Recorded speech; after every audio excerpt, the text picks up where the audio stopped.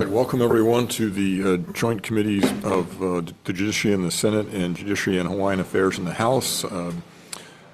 Chair Gabbard from the House, Chair Tarnas from the House will be leading the House delegation. This is an informational briefing. The purpose of the informational briefing is for the Office of Elections, Chief Election Officer Scott Nago, to provide the committees with information and updates about Hawaii's election process. The briefing will address election topics that are included on the agenda. Let's see.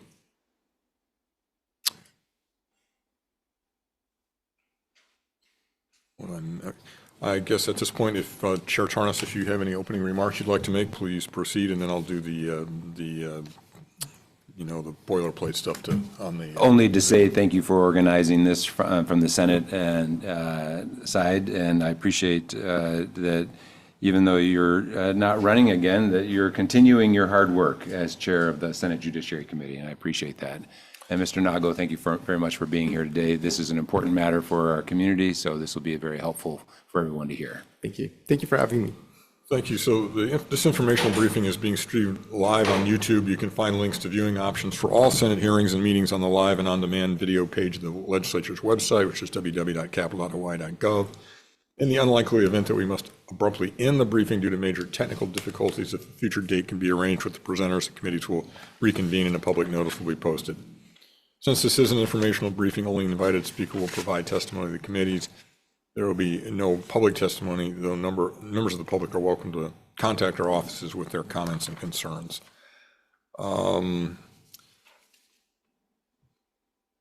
Committee members, we'll ask you to hold your questions until the end. My guideline is to keep the question and answer period to 5 minutes per person, but since not everybody's here, we can probably bend that rule.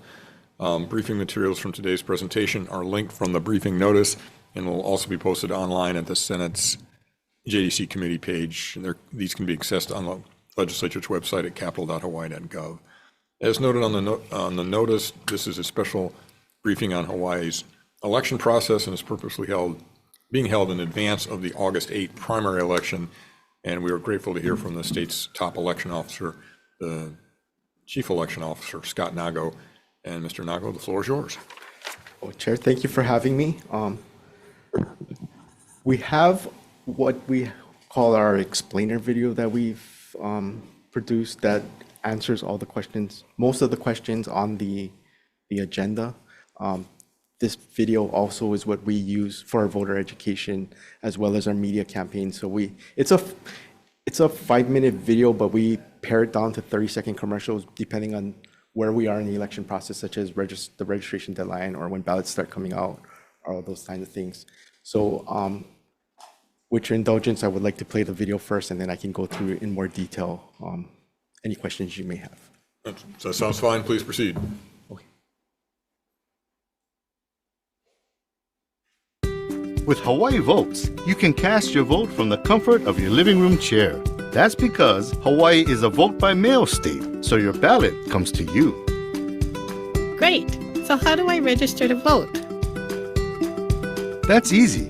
Just go to elections.hawaii.gov and have your Hawaii driver's license or Hawaii state ID ready.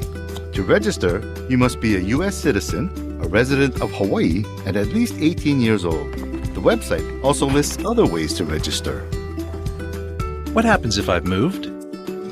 If you have a new address or changed your name, go to elections.hawaii.gov to update your voter registration record.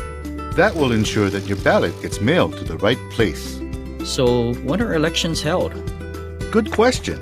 Elections are regularly scheduled in even-numbered years with a primary election in August and a general election in November. You'll automatically receive a ballot packet at least 18 days before each election. If you don't, contact your county elections division right away. How do I learn more about what's on my ballot? Before you vote, you can check out the digital voter guide to review statements from candidates and statements about ballot questions. View it online at elections.hawaii.gov. Okay, I received my packet. How do I vote? First, review both sides of your ballot. To vote, darken the box of your choice with a black or blue pen. If you make a mistake, contact your county elections division for a replacement ballot. Once you're done voting, place your ballot in the secrecy sleeve. Then, place the secrecy sleeve in the return envelope. Remember, you must sign the return envelope for your ballot to be counted. After signing the return envelope, just place it in the mail. You can also look for a ballot drop box in your neighborhood by going to elections.hawaii.gov. Remember to allow enough time for your ballot to arrive by the voting deadline. To be counted, voted ballots must be received by your county elections division by 7 p.m. on election day. How do I know if my ballot arrived safely? Our Ballot Tracks online portal can answer that.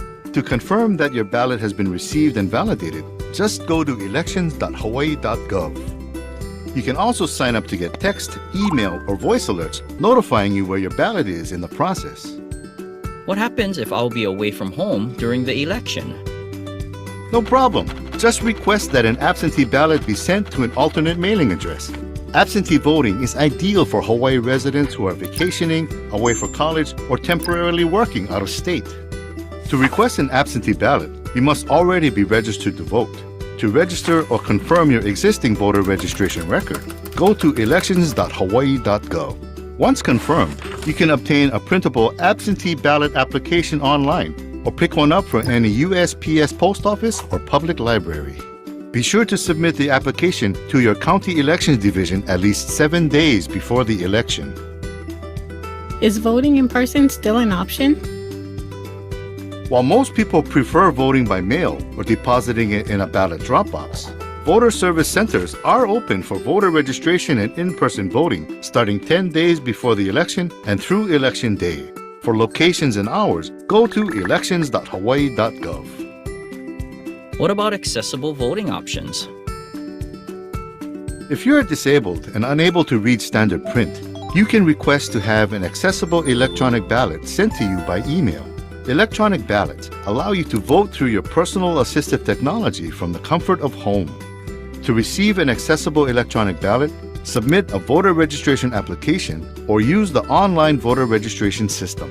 Voter service centers are also a great option for voters with disabilities. These locations are equipped with accessible voting equipment, enabling you to use assistive technologies such as tactile navigation and audio to independently mark your ballot. I'm curious how my ballot is processed. It's pretty cool.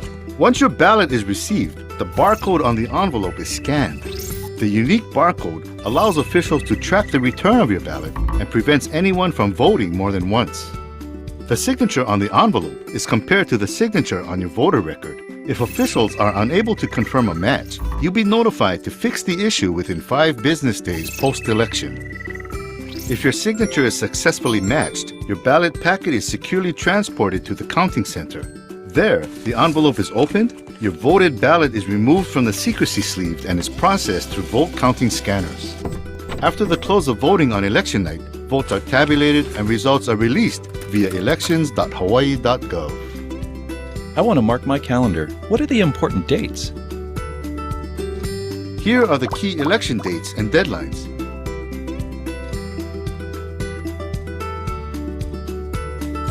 Thanks. If I have more questions, who can I contact? We're always here to help. Elections.hawaii.gov is your main starting point for voting information, including voting by mail, ballot drop box locations, and voter service center locations. You may also contact the Hawaii State Office of Elections by calling 808-453-VOTE or your county elections division at these numbers.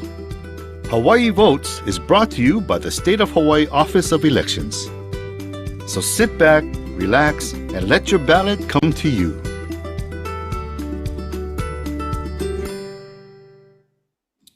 Okay, thanks very much. I think you said you were prepared to go ahead and go through the agenda and sort of fill in the Yes.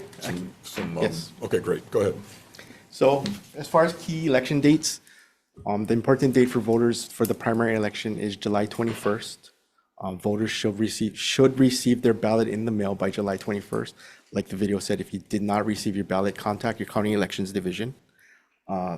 The other key date is ballots must be received by 7 p.m. on election day, not postmarked. So if you're gonna wait to turn in your ballot closer to the election day, do not put it in the mail.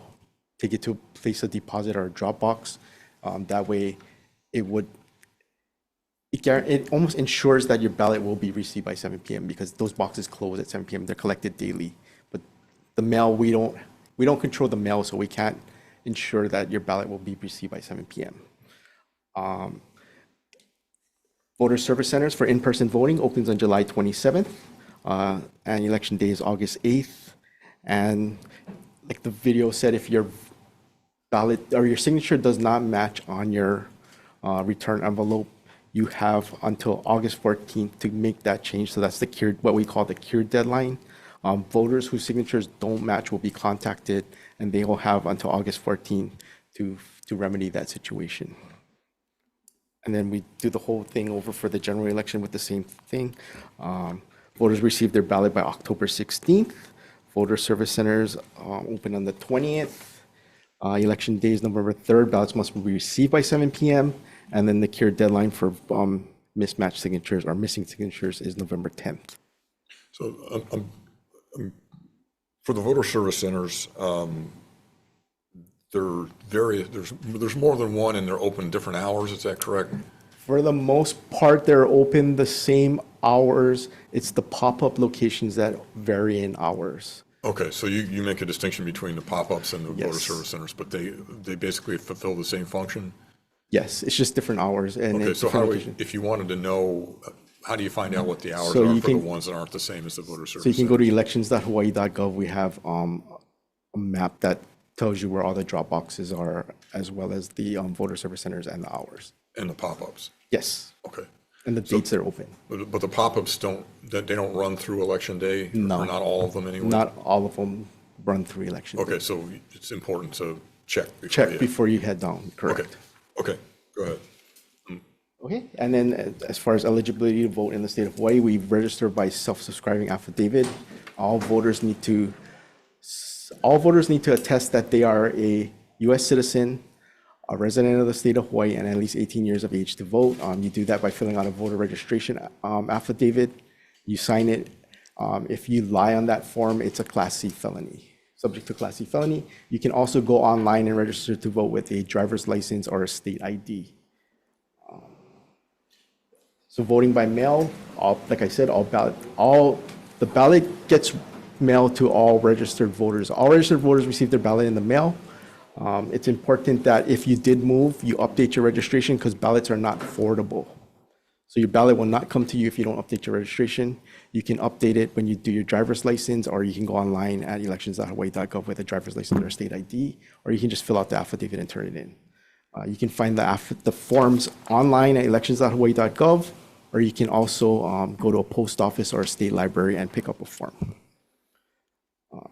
We start processing and we don't tabulate ballots until 7 p.m. on election day, but we start processing the ballots 2 weeks prior to the election. So once the ballots start, the clerks receive it, they do the signature check, they hand it over to us. We start processing those ballots where we open them up, we count them. We don't tabulate till after the voting closes on 7 p.m. on election day. And then recent updates to the election laws. We had 3 changes to the election laws. The first one is Act 8, which was passed this year, which relates to vacancies. This moved the deadline for parties to provide names in the general election from 40 days to 60 days in the event of a vacancy. So that was done because we need to meet the federal 45-day overseas requirement, and the 40 days would not allow us to print ballots and mail it out. Act 6 was passed last session, which relates to voter registration, which moves the deadline to register by mail from 30 days to 10 days. So previously you had to register 30 days in advance of the election to receive your ballot in the mail. Now it's 10 days. That's just the deadline to receive your ballot in the mail. After 9 days before the election, you can still go to a voter service center and register and vote in person. And then finally, not for this election, but Act 194 passed this session, which would provide for an online candidate filing system for the 2028 election. And then, like I said, everything is available at elections.hawaii.gov. You can get calendar the calendar information. You can get locations of voter service centers, locations of drop boxes, everything you need to know about elections. You can go to elections.hawaii.gov, and it's important that you get your information from a trusted source, like a .gov, and not necessarily social media, because there's a lot of dis, and malinformation out there that may or may not be correct. All right, I guess we'll go to questions at this point. Members, questions? Chair Charnas, go ahead. Thank you very much, Chair Rhodes. Mr. Nago, I really appreciate on your website, among the many things that are on there, there's a section on rumors versus facts, which I found very useful, because there are some folks that are continuing to assert fraudulent activity with our elections, high incidence of residents voting on ballots that are not their own, casting multiple ballots. And from my understanding, and reading this confirms it, that reports of high incidence of voters fraudulently casting ballots that are not their own are without merit, that these assertions are not true. The other assertions about people who are not citizens voting, also there's no evidence of that happening in a large scale. So could you speak to that? Because I want to make sure that our constituents feel confident that we're running the elections fairly and securely, and that fraud doesn't happen. So a lot of those rumors on that page you see were things we've heard, like when we go to do voter education or in commission meetings, or even at the legislature from testimony. So we decided to create something where we could actually address those situations, such as I believe one of them is my cat received the ballot, and we don't know how that's possible, because to register to vote, you need to have a driver's license, a state ID, or a social security number. And if you don't have any of that, you can still register to vote, but you need to provide utility bills. So I don't know how something like that would be able to happen. So we thought it was best if we addressed those things. That's why we created that page, that rumors versus facts page, just to combat some of that misinformation out there. I appreciate that. And I know that we hear from some individuals, questioning the veracity of the 2020 election, 2022 election, 2024 election. The disputes the challenges that were brought up for the previous election, I think were adjudicated, and everything was found to be proper. Could you speak to that? Because again, I want to make sure that people understand what's fact and what's not. So there is a deadline after each election. It's a contest for cause deadline where any 20 registered voters or a candidate can file something with the Supreme Court contesting the election based on evidence. None of those were found to be valid and all dismissed. Also, we've had numerous court cases asserting that things weren't followed or things weren't done proper. Those were also dismissed. I mean, it's important to note that when we do our counting in the counting center, everything is done in front of official observers, which represent different political parties. They're independent of our office. They sign off on things. And it's not like we do it in a closed room or back room or what people think. Everything is done in front of official observers by law. So that's all done in the open, and that's how we've been operating since the 90s. Mm-hmm. I'll yield. I'll come back after other questions. Other questions? I do have some that are somewhat unrelated. So in terms of registering, I think there's also a could you just tell us about the pre-registration? So if you're 16 years of age or older, you can pre-register to vote. You basically fill out the form, and once you turn 18, you automatically get registered. So in this case, once you turn 18, you automatically will receive a ballot in the mail. But you still have to be 18 years of age to actually vote. Okay, so you're not really, you will automatically become registered at 18, but you're not registered until then. Until you turn 18. Okay. You also mentioned that for falsifying, falsifying is probably not the right word, for fraudulently filling out a voter registration form, it was a you're on the hook for a Class C felony. Class C felony, correct. 5 years in prison, $10,000 fine. I believe it's 10. I'm not sure about the fine part, but it is. I know it's a Class C felony. It says it right there on the form also. But that's per person, right? This is not like if you had I don't know what I mean. You register as an individual, right? So each person who did it would be on the hook. It's that affidavit, falsifying information on that affidavit, which is how you register. It would be a Class C felony. Okay. For one to possibly vote one vote. I think it's just for registering. Just for registering, it's not even the voting part. So I don't believe you even have to vote. I think once you falsify anything on that form which relates to registering. So if you somehow manage to get registered falsely, then if you voted, it's another penalty? Correct. Is it as big? Is it a Class C felony again, or is it a misdemeanor? I think that becomes an election offense, which is also a felony. It's also a felony. Okay. The tabulation, so, you don't tabulate until the night of. Do you wait, and if there are people standing in line at the voter service centers at 7, do you wait to tabulate until they're all out of line, or does the statute allow you to start? So we tabulate it, but we can't, so all the statute says is you cannot release results while voting is happening. So we tabulate it closer to 7 o'clock so we can get ready to release the results shortly after 7 p.m. when the last person has voted. Now, I understand that we don't end at 7, but we prepare like we will because that's when voting closes, but we still don't release till after the last person is voted. But you can't, you're not even allowed to start tabulating until fairly late in the process, is that correct? I don't believe there's any prohibition on tabulating, but we just don't do it because we don't want results to leak out.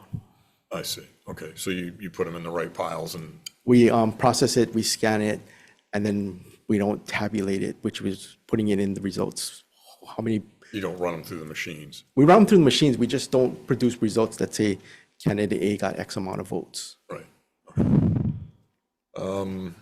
Okay, off on another tangent. Overseas, if you're overseas when you want an absentee ballot, will you mail stuff overseas, or is that a different process? So overseas voters would fill out a federal form that allows them to get their ballot 45 days in advance. Or I'm sorry, these are voters that reside overseas. If you want an absentee ballot because you're traveling out of country, we will send it. You will send it? Yes. Okay, so we pay the postage and everything? Yes. Okay, and then you can mail it back if you Yeah, choose. but we would recommend you mail it back. Way early. Yeah, because we don't know how the postal system is where you are. So it has to be received by 7 p.m., not postmarked. Okay. Members, other questions? Sir Gabbard. Has the voter turnout changed since the Hawaii has adopted universal vote by mail? It just depends on the election. Voter turnout isn't just driven, in my opinion, voter turnout isn't just driven by the accessibility or the process of voting. I mean, it's 3 parts in my opinion. You have what we do is provide the services. You also have candidates, and then you also have the voters who vote. But I don't believe voters vote strictly because they can vote. There needs to be something that drives them to want to vote. So, like, I can point to 2 examples. 2000, I believe it's 2008, when President Obama got elected. There was a high turnout, especially in Hawaii, because it was a Hawaii candidate. 2020, there was a high turnout because we were coming out of COVID, or we were in COVID, you had government shutdown, a lot of people lost their jobs. So it really shows that turnout isn't driven just by the availability of voting. There has to be candidates or causes to vote. And that's why, I mean, it helps for us, universal vote by mail provides accessibility, but it doesn't necessarily drive up the turnout. You need a cause to vote. Well, typically presidential years, right? Correct. Presidential years are higher turnout than. And do you have numbers on the comparisons with the vote by mail? So the first year in 2020, we had the highest turnout in the history. The second year we went down, but we still had a pretty high turnout compared to polling place elections. So it's just because the turnout went down, it doesn't mean it was a failure. I mean, No, but you're not comparing the same thing. He's saying presidential years, we get more, so you compare only presidential years, and then you compare Yeah. non-presidential. So what I'm trying to say is years. in a What does non, it look like? so in a non-presidential Hasn't it gone year, up? Hasn't it gone up? in a non-presidential year, it went down, but it's still higher than when we had non-presidential polling So it's place gone years. up. It's gone Yeah, up. exactly. But what people are comparing is from 2020 to 2022, it went down. And I'm saying, No, we're just saying in Yeah. general has, correct, it has increased. And have there been any significant election security concerns since implementing vote by mail? You know, when we were doing the polling place elections, most people were voting by mail anyway. So, I mean, we had a higher mail turnout than we did, or we had a higher absentee turnout than we did in person. So that's, for us, it was just a matter of migrating over to mail.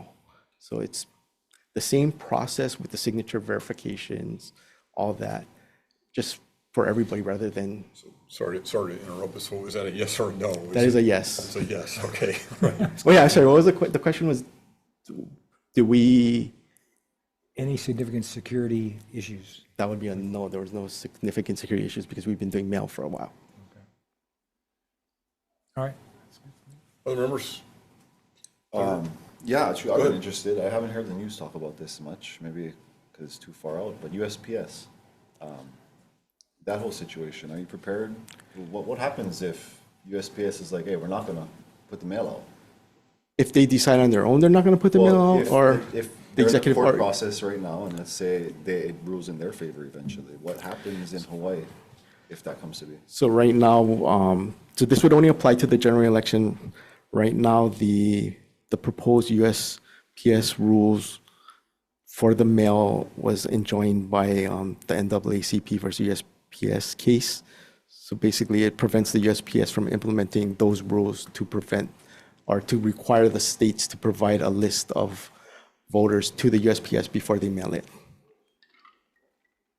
But USPS, let me back up. USPS, there was an executive order from the federal administration, then USPS was like, yeah, we're not gonna deliver unless this happens. Yeah. And then it was challenged. It was challenged. And then they appealed that.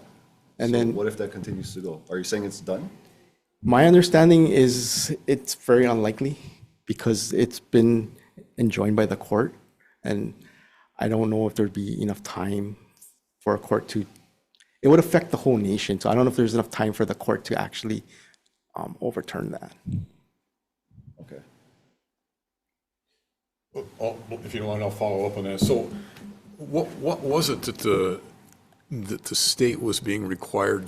So in order for the US to send out ballots via USPS, the states were required to provide the voter registration list to the USPS, and they would validate whether or not these were bona fide voters or residents or citizens. How would the federal government know whether these were bona fide voters or registered? That I'm not sure.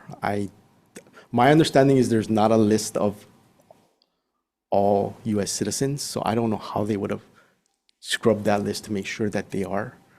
Okay, but I mean, there's been litigation with regard to that too, right? The federal government has demanded from you and from numerous other states that you turn over your unredacted voter registration list, correct? Correct. So the DOJ has sued the state to turn over our voter registration list on, I believe it's April 6th. The Honorable Judge Kobayashi stayed the case pending two related appeals in the Ninth Circuit based on California and Oregon. So Okay. California, Yes. Oregon is being appealed after the judge upheld the. They have similar systems, so I suppose that Correct. makes some sense. But going back to Senator Wah's question, I mean, if we had a black swan event and the courts eventually ruled that how would this play out if they said that well, let's just say sort of how to keep it in the realm of reality. So we didn't, if the state did not comply, if we determined and the courts determined that we did not have to comply with the order to turn over the unredacted voter registration, which seems pretty likely because they've lost everywhere, as far as I can tell, like 9 or 10 suits. I don't believe any suit prevailed. Okay, but so then if they said, all right, then we're not gonna mail ballots this year because you guys didn't provide the list, but the court said you didn't have to, but we don't care. We're not gonna allow USPS because it's two separate things, right? We're not gonna allow USPS to deliver ballots. Then what happens? You know, now we're talking about USPS not delivering mail, which I find not realistic that they would not deliver mail because they're charged with delivering mail. That's their mission. Isn't that what the proposed rule is suggesting? No, the rule is that we would have to turn over our list. No, that's what I'm saying. If we refuse to turn over the list and the court backs us up and says you don't have to turn over the list. And then USPS would just say that we're not delivering mail. That's just a unilateral decision that USPS would make. That would I have a hard time believing that's reality because It doesn't matter what you believe. You're running the office, and Yeah. you know, every election that I've been watching from reporter to now, there's been problems. There's been problems. Sorry, I'm Whether sorry. it's been a Sorry, long I'm sorry. line, a 6-hour one that I waited in the last time at Kapolei. Sorry, I won't get into it with you Okay. directly. I'm sorry. Thank you. But there's always, in my opinion, the 6-hour line, that's a problem. Okay, so we can leave it at that, something very simple. So there's always been problems. And my thing over here is, man, you're running it. And if you're sitting here telling me, that's an option, but we don't think it would ever happen, but you're not prepared in the office to do something, then that's a problem for us. So what is it going to be? so it's a There has to be hypothetical. we live in hypotheticals in this building. Every time somebody comes in front of us for a bill, I hear a hypothetical reason of why to pass or why not. So let me hear it. It's a hypothetical question that we don't deal with hypotheticals. We have to provide the services. Our mission is to provide convenient, accessible services to the voters, and that's what we have to do. So we're not gonna deal with the hypotheticals until they're reality. It's too late, though. And that's what happens in the 6-hour line. Because we didn't expect this many people to show up. Let me That's ask. not hypothetical, it's reality. And it happens every cycle.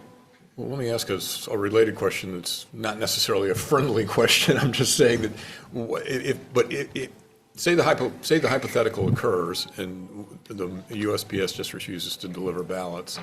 Is there any, I mean, even if you wanted there to be a plan B, is there a possible plan B? Because if you're talking about 6-hour waits now, if you had 200,000 people trying to vote at voter service centers, I mean, there's two options. You could open up more voter service centers, or you could find a different way to deliver the mail, which would be not the federal or not the USPS, but that's also going to be a very expensive so like FedEx. FedEx or UPS or some kind of courier system. But so the first part of what you said, in the event of a situation happening, you guys can, at last minute, open up polling places to make it happen? I mean, we're going to Is have there to money? do. We're going to have to do something because, like I said, our mission is to provide convenient, accessible, secure election services. So we're committed to do that. So if it comes down to that, that's something we're going to have to do. But what is it possible? I mean, of course, I'm just, let me ask you a somewhat unrelated question. So you said that the primary elections was not covered by the proposed rule. So did they indicate, was there any, have you been told that there's a different level of concern for security in the primary versus the general? I believe it doesn't apply to the primary because other states already had their primary, so it wouldn't. So they just started too late, and so yeah. So that it's going to only apply nationwide to but the general. as far as you know, there's no indication that there's a different level of risk for primaries versus generals. I don't believe that's the reason why, because primaries and generals are more important. I don't think it's that. I think it's just the fact that states already had their primary, and to hold some states to a different standard would not be fair. Okay, I'm sorry. I've been going on a long time. Other questions? Well, just on the Yeah, go same ahead. topic, if the U.S. Postal Service unilaterally decides that they're not going to deliver mail, you do have that backup already in place where we have a mail ballot drop boxes that are located throughout the state, and so people could choose not to put it in the mail, but they could put it into the drop box. Correct. So we would have to figure out a way to get the ballots out to the voters. Yeah.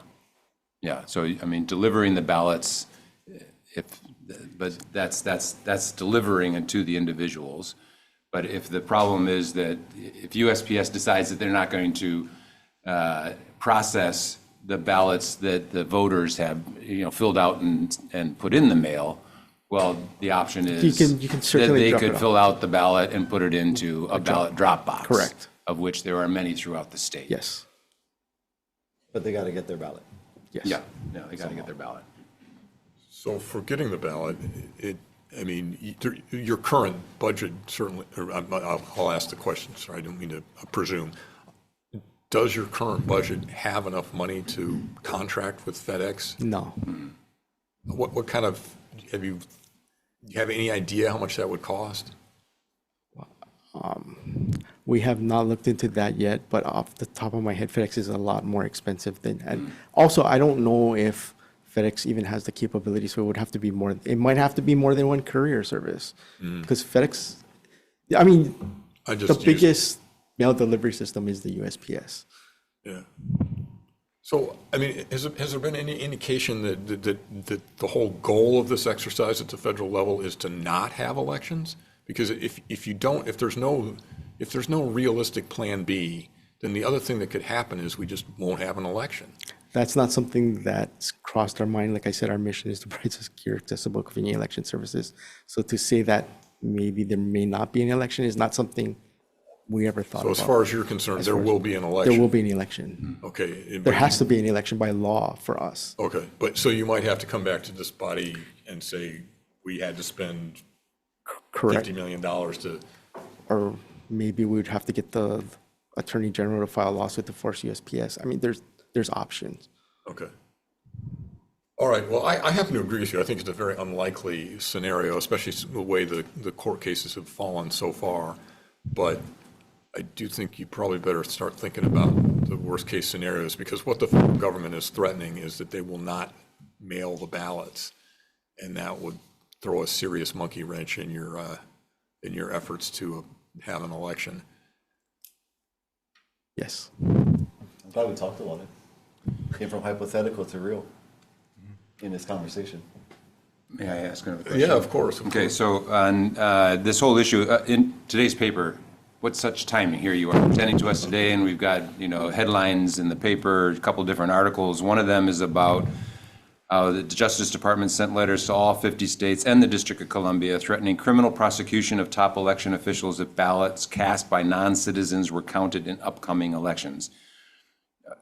We haven't had a problem here with non-citizens voting. Is that accurate? We haven't had a widespread problem. We did have an issue on Maui where a non-citizen voted. The Maui County Clerk turned it over to authorities for proper investigation or proper, what you want to call it, disposition. But we haven't had a widespread instance of non-citizens voting. Like I said, you need to attest that you are a U.S. citizen when you register to vote. How was that person caught? I believe they admitted they weren't a citizen. They wanted their voting my understanding is they wanted their voting records because they wanted to apply for citizenship. And that's when it was alerted. So you've been requested by the Department of Justice to respond within 5 days about how we're intending to comply. Now, we've always complied with federal law saying that non-citizens cannot vote. Correct. State law as well as federal law prohibits non-citizens from voting in Hawaii. Yeah. And we do comply with federal law. Complying with law is not optional. So No, we would have to comply, and we would basically respond that we would be in compliance. Yeah, and if people have to fill out and sign an affidavit that they are a citizen, and if they falsify that, then It's a Class C that's felony. a Class C felony. And it's a state law that says that you register by self-subscribing affidavit. And this is all consistent with federal law. So the federal law leaves it to the states. So that's the thing. I mean, it's important for everyone to understand. The Constitution lays it out. The states are responsible for elections. Correct. So And we're responsible for the voter rolls. correct. And I got to follow both federal and state law. Yeah. So to not have a self-subscribing affidavit would go against state law. Okay, members, other questions? Well, I think that covers most of the ground I'd hoped to cover.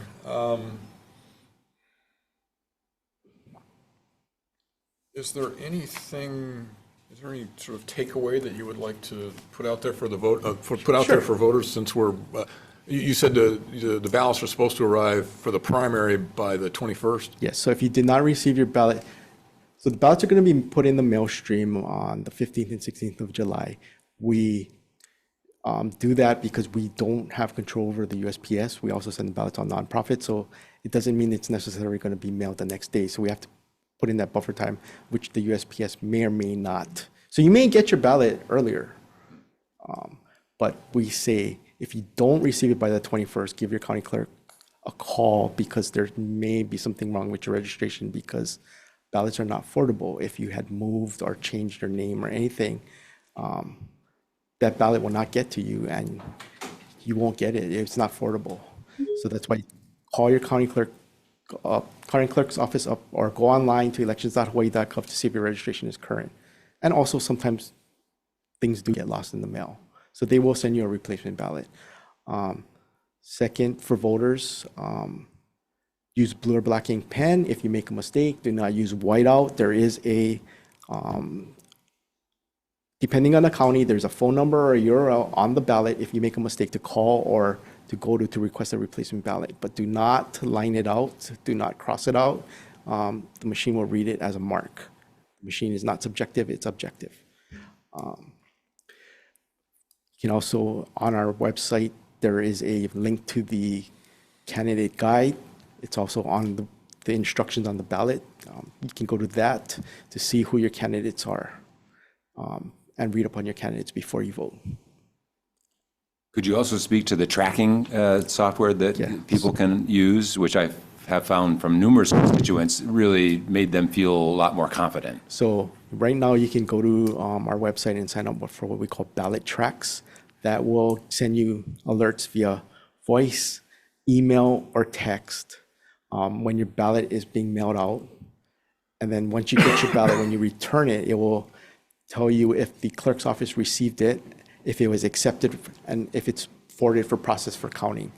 Also, if your signature doesn't match, it will alert you there too. So you have until that cure period to fix that.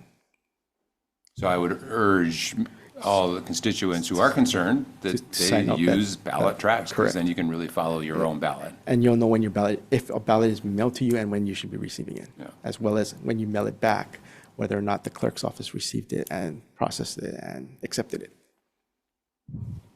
So the cure period is, we talked about you have to have your ballot in by 7 p.m. on the last day of the election. Yes. But the cure period can go beyond that if. So the cure period, your ballot still needs to be received by 7 p.m. However, if it's missing a signature, you have 5 business days to correct that. And okay, so if you don't discover the mistake until the day before the election.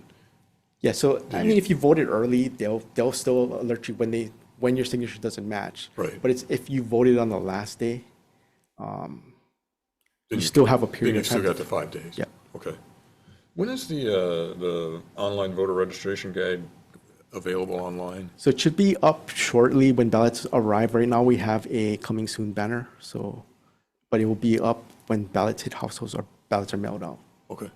So that should be, let's see, today's the 8th, 7th, 7th, 8th. So about 10 days from now, probably. Yeah, hopefully sooner. Hopefully sooner. Okay. Okay. Well, just one last comment. I know that there's a lot of pressure that election workers feel, and they've been getting criticized. And I just want to say thank you to you and your election staff and all the volunteers and the paid folks who come in just as seasonal workers to assist you. It's not an easy job, and it's unfair that they're harassed. So I just wanted to express my appreciation for you and your team. Thank you. And I mean, I want to express my appreciation for the volunteers because those are just citizens from the community and they're just providing a service and then they get harassed like that. And that's the part that really affects me personally, because they're just trying to help. And to be accused of things, I don't think that's right. Just chime in. Okay. Go ahead, please. If people didn't have to wait in the 6-hour line to start, maybe they wouldn't be harassing the workers. And we love the workers. There's good workers. I go into the office of election. You guys got good staff. But if I can say anything, please fix that. So can I say one thing about those 6-hour lines? If you want to vote on the last day, that's your prerogative, right? That's your choice. You can make that choice. I'm not saying don't do it, but I'm saying do two things. And it's not for us, it's for the people behind you in line. Check your voter registration to make sure you're current, because if you're not current, you have to update it there. It's like going into a store and you're waiting in line to purchase, like at Long's, and the person in front of you has a return. Now they got to call a manager, they got to do a key flick, they got to do all that stuff, which holds up the line. So make sure your registration is current so things can flow smoother. Second, go to the online, the digital voter guide, at least so you know who you're voting for, or who's on your ballot, and the first time you see the names won't be on when you get your ballot in the booth, because that also can take a long time, especially in the general election when there's a lot of charter or amendment questions. Like, study up, make sure you actually see who or what the questions are before going into the booth. That way it will, I'm not saying it's going to get rid of the 6-hour line, but at least it will speed up the process or help speed up the process. Wish it was a better answer because you're only putting it on the people, but So there. the voting places, the polling places are run by the counties, right? Correct. In-person voting is the responsibility of each individual county. So the counties, if they chose to, could add the number of voting places if they choose to, add to the voter service centers if they choose to. Correct. I mean, we had legislation that would provide them assistance from the state to do so, and so they have the authority already to do Yes, so. correct. So it's really up to the counties. It's up to the counties. So the counties are responsible for voter registration, mailing and receiving the ballot, and in-person voting, and the state is responsible for counting the ballots, printing the ballots, and voter education. Yeah. So I just want to make sure constituents understand the responsibilities in how we run these elections. But it's all in the same. It's all in the same bowl. We're all, in government. We're not in silos, and not to debate. But here's what I'd like to have seen: when those county clerks came in front of us in the judiciary this past session, and they all said, "We don't need the money to open up more polling places." I wish you would have been there and been, "Hey, we could use it actually, because it would take the burden off of our staff. Maybe it'd make people a little bit happier. Maybe we all can work together and make this process a little more fair for time." I'm not even going to get into the controversies, but people's time. Okay. Just for the record, thank you. Anything else? No, that's it for me. All right. Thank you very much for being here. Thanks everyone for being here and watching on Zoom, and we are adjourned. Mahalo.